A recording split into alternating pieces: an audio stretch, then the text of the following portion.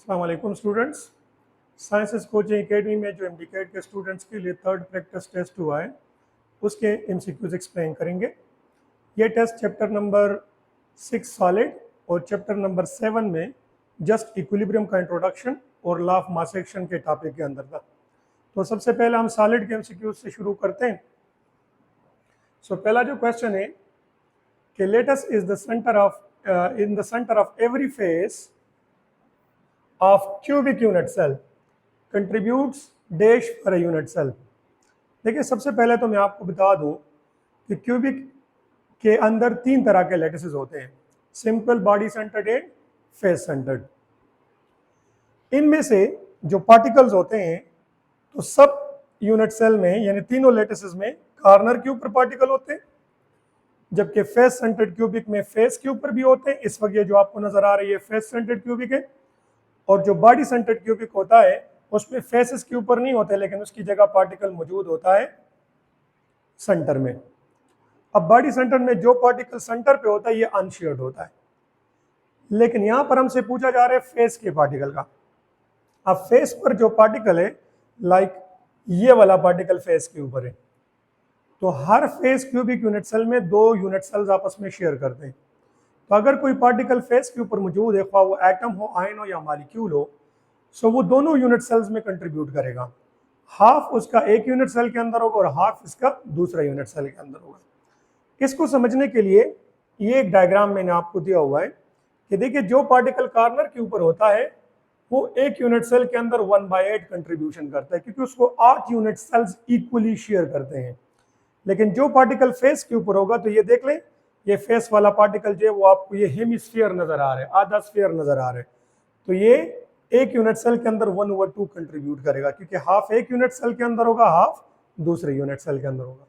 तो इसमें से हमारा जो करेक्ट आंसर हुआ वो 1/2। मतलब जब भी कोई पार्टिकल फेस के ऊपर होगा क्यूबिक यूनिट सेल के अंदर, तो वो एक यूनिट सेल में हाफ कंट्रीब्यूशन करेगा। दूसरा जो क्वेश्चन है वो है maximum density is shown by, तीन यूनिट सेल्स दिए हुए, simple cubic, body centred cubic and face centred cubic. देखिए डेंसिटी नॉर्मली उस क्रिस्टल की या उस यूनिट सेल की ज्यादा होगी जिसमें फ्री स्पेसेस कम होंगे और पैकिंग क्लोज होगी। सो मैं सिंपली लिख सकता हूं कि density is directly proportional to number of lattice points, number of lattice points. जिस यूनिट सेल में लेटेस्ट पॉइंट ज्यादा होंगे तो उसमें पार्टिकल जो होंगे उनकी पैकिंग क्लोज होगी, फ्री स्पेसेस कम होंगे और डेंसिटी ज्यादा होगी। सिंपल क्यूबिक में 8 लेटेस्ट पॉइंट होते हैं, बॉडी सेंटर्ड क्यूबिक में 9 लेटेस्ट पॉइंट होते हैं, जबकि फेस सेंटर्ड क्यूबिक में टोटल हमारे पास 14 लेटेस्ट पॉइंट होते हैं। इसलिए सबसे ज्यादा क्लोज पैकिंग जो होगी वो क्यूबिक यूनिट सेल के अंदर होगी, इसलिए इसकी डेंसिटी भी सबसे ज्यादा होगी। नेक्स्ट क्वेश्चन है जी, आइसोमॉर्फिक सब्सटेंसेस हैव। देखिए आइसोमॉर्फिक सब्सटेंसेस क्या होते हैं? आइसो का मतलब सेम है और मॉर्फ मींस शेप।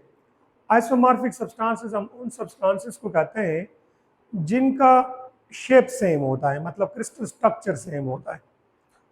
तो यहाँ पर हमें जो ऑप्शंस दिए गए हैं तो उसमें कहा कि सेम केमिकल प्रॉपर्टीज, नहीं जी, केमिकल प्रॉपर्टीज तो डिफरेंट होंगी, बिकॉज वो दो डिफरेंट सब्सटेंसेस है, जस्ट उनका क्रिस्टल स्ट्रक्चर सेम है, इसलिए केमिकल प्रॉपर्टीज टोटली डिफरेंट होंगी। फिजिकल प्रॉपर्टीज, नहीं जी, ये भी गलत है, फिजिकल प्रॉपर्टीज भी डिफरेंट होंगी। क्यों? क्योंकि उनके पार्टिकल की अरेंजमेंट तो सेम है लेकिन पार्टिकल्स आर डिफरेंट, जिसकी वजह से उनमें force of attraction totally different होगा। और ऑप्शन सी में है same crystalline form. Yes, this is the correct answer, because उनका जो क्रिस्टल स्ट्रक्चर होगा वो सेम होगा। Cleavage is the of a crystal is always along। देखिए जब भी हम क्लीवेज प्लेन क्या होता है, जब भी हम किसी क्रिस्टल को ब्रेक करते हैं तो वो रैंडम प्लेन्स में नहीं टूटते, वो सर्टन स्पेसिफिक प्लेन में टूटते हैं या स्पेसिफिक डायरेक्शन में टूटते हैं, जिनसे हमारे पास जो स्मॉल क्रिस्टल्स बन जाते हैं उनके सरफेसेस भी स्मूथ आते हैं। ऐसे प्लेन्स को हम क्लीवेज प्लेन्स बोलते हैं। अब यहाँ पर ऑप्शंस क्या है? Random direction no, one direction, definite direction, four direction. One direction नहीं, क्योंकि क्लीवेज प्लेन तो एक से ज्यादा भी हो सकते हैं। डेफिनिट डायरेक्शन, यस, मखसूस डायरेक्शन में होंगे, सो हमारे पास जो करेक्ट आंसर है वो इसमें सी है। The lattice of NaCl is, तो NaCl का जो लेटस होता है वो फेस सेंटर्ड क्यूबिक होता है, ठीक है। So answer is C. The crystal systems having all sides different but all angles are equal. यहाँ पर all sides से मुराद क्या है? यहाँ पर all sides से मुराद है जी edges, जिसमें 3 तरह के edges होते हैं, A, B और C। A जो होता है वो x एक्सिस में होता है, B जो होता है वो y एक्सिस में हम लेते हैं, और C जो होता है वो z एक्सिस में हम लेते हैं। और यहाँ पर आ जाते हैं angle. Angle mean interfacial angles. तो क्वेश्चन में हमसे पूछा जा रहा है कि वो कौन सा क्रिस्टल सिस्टम है जिसमें सारे एजेस का लेंथ तो डिफरेंट है, यानी A B C are not equal.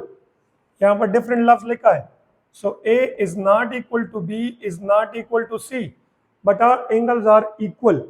और कितने होते हैं? सारे एंगल्स इक्वल होते हैं और 90 डिग्री के।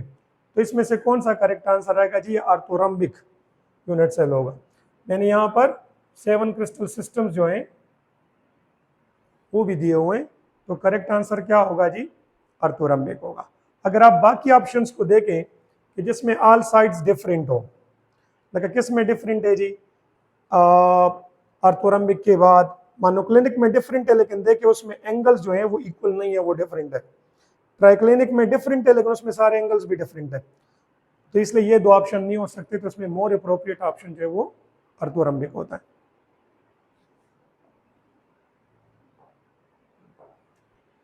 नेक्स्ट क्वेश्चन है an example of molecular crystal.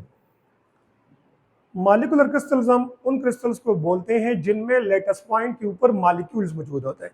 Molecule polar भी हो सकते हैं, नॉन पोलर भी हो सकते हैं, और उन मॉलिक्यूल्स के दरमियान फिर different types of intermolecular forces होते हैं, सच एज हाइड्रोजन बॉन्ड और लंडन डिस्पर्जन फोर्सेस और डायपोल फोर्सेस। डिपेंड करता है कि मॉलिक्यूल पोलर हैं या नॉन पोलर है। तो मॉलिक्यूलर सब्सटेंसेस जो होते हैं वो मॉलिक्यूलर क्रिस्टल्स बनाते हैं जब वो सॉलिडिफाई हो जाते हैं। सो टेबल साल्ट ये तो अयानिक है, तो इसका क्रिस्टल अयानिक क्रिस्टल है। सक्रोज, यस, क्योंकि सक्रोज जो है वो मॉलिक्यूल है, C12H22O11। तो सक्रोज में क्रिस्टल का जो यूनिट सेल होता है उसमें हर लेटेस्ट पॉइंट के ऊपर एक मॉलिक्यूल मौजूद होता है। तो अभी जैसे मैंने बता दिया कि जिन क्रिस्टल्स में लेटेस्ट पॉइंट के ऊपर मॉलिक्यूल्स होते हैं और मॉलिक्यूल्स के दरमियान फिर वांडरवाल या मतलब इंटरमॉलिक्यूलर अट्रैक्टिव फोर्सेस होते हैं, तो ऐसे क्रिस्टल्स को हम कहते हैं मॉलिक्यूलर क्रिस्टल्स। तो यहाँ पर करेक्ट आंसर क्या है? सक्रोज। लाइमस्टोन क्यों नहीं है? क्योंकि ये कैल्शियम कार्बोनेट है, ये भी अयानिक है।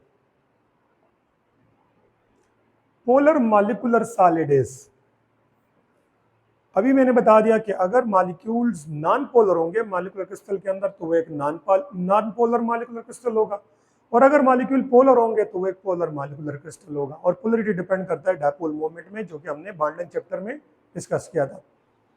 सो कार्बन डाइऑक्साइड नहीं है क्योंकि एक नॉन पोलर मॉलिक्यूल है। Why it is non polar? Because carbon dioxide का जो स्ट्रक्चर है वो लीनियर है, तो इसमें दोनों बॉन्ड के जो इंडिविजुअल बॉन्ड मोमेंट्स है वो दूसरे को कैंसिल कर देते हैं, इसकी वजह से इसका नेट डायपोल मोमेंट 0 आता है। तो इसका जो क्रिस्टल है जिसको हम ड्राई आइस भी बोलते हैं वो नॉन पोलर होगा।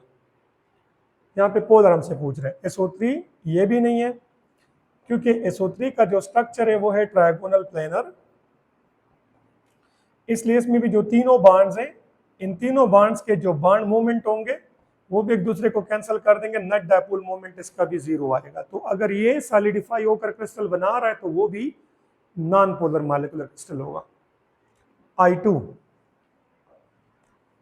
ये भी नॉन पोलर है जी, तो ये भी हमारा आंसर नहीं है। आइस, यस, आइस में चूंकि वाटर का मॉलिक्यूल होते हैं, H2O होता है लेटेस्ट पॉइंट के ऊपर, और उनके दरमियान फिर हाइड्रोजन बॉन्ड्स होते हैं। तो ice is the correct answer which is a polar molecular crystal.